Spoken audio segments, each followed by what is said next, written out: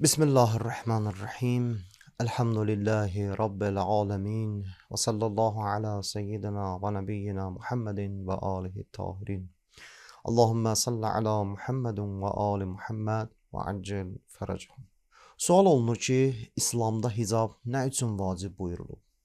Hicab və örtünmənin fəlsəfəsi nədir? Quran ayələri və hədislərə əsasən İslamda hicabın vacib edilməsinin hədəf və məqsədləri bir neçə dənədir ki, inşallah bir neçəsinə mən işarə edəcəm. Birinci hədəf və məqsəd nəfsin təmizlənməsi. Allah Teala Quran-ı Kərimdə buyurur: "Qul lil mu'minina ya'uddu min absarihim və yahfuzu furucahum zalika erkaya lahum." Ey Rəsulum, mömin kişilərə de ki, gözlərini haramdan çevirsinlər. Naməhrəmə baxmasınlar, özlərini zinadan qorusunlar. Bu onlar üçün daha yaxşıdır. Nur surəsi 30-cu ayə. Digər bir hədəf və məqsəd isə paklıqdır. Allah Teala Quran-ı Kərimdə buyurur: "Və izə səəltumuhunna mata'an fas'aluhunna min vərai hicabin zəlikum ədharu liqulubikum və qulubihinna." Peyğəmbərin zövcələrindən bir şey istəsəniz, pərdə arxasından istəyin ki, bu həm sizin qəlbiniz üçün, həm də onların qəlbləri üçün daha təmiz olar. Əhzab surəsi 53-cü ayə. Digər bir hədəf və məqsəd iffət və təqvadır.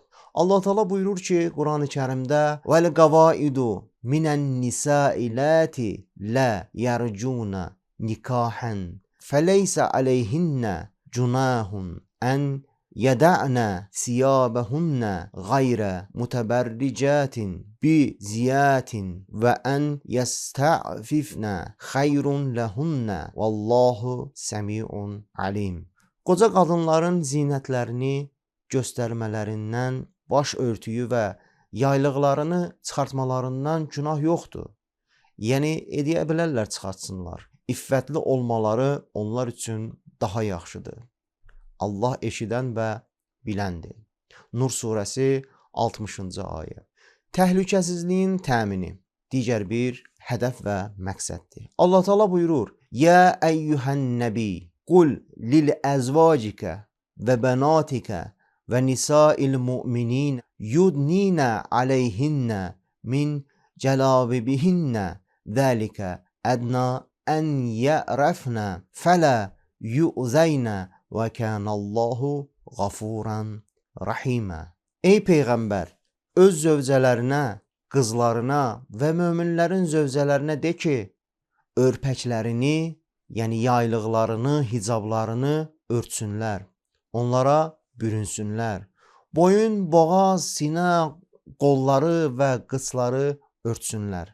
Bu onların tanınması, yəni cariyə yox, azad qadın olduqlarının bilinməsi və onlara əziyyət verilməməsi üçün daha münasibdir.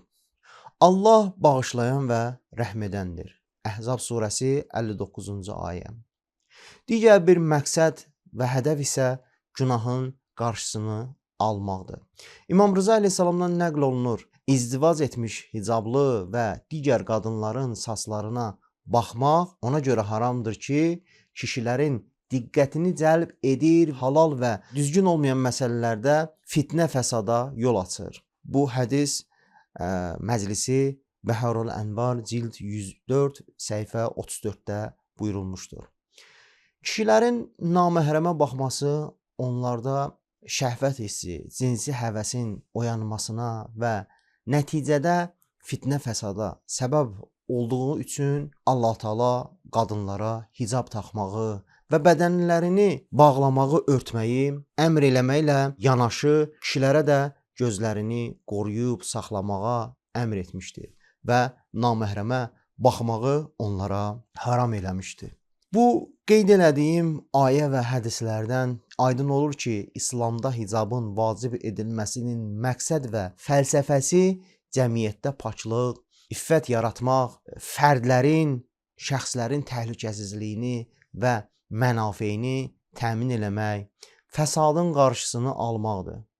Bundan başqa hicabın qadınların elmi və əməli istedadlarının inkişafında və cəmiyyətin tərəqqisində də təsiri vardır. Odur ki, hicaba riayət olunsa, bütün qadınlar özlərini və gözəlliklərini məhrəmlərindən başqasına göstərməsə, onlardan sui istifadəyə yol qalmaz. Elmi və əməli istedadları inkişaf eləyər, beləliklə də cəmiyyətin yarısını təşkil edən qadınlar hicaba riayət eləsələr, bütün əməli və fikri istedadlarını öz inkişaf və tərəqqiləri üçün sərf edərlər. Nəticədə cəmiyyətdə nəzərə çarpacaq dərəcədə inkişaf edər. Vəssalamu aleykum və rəhmətullahi və bərəkatuhu.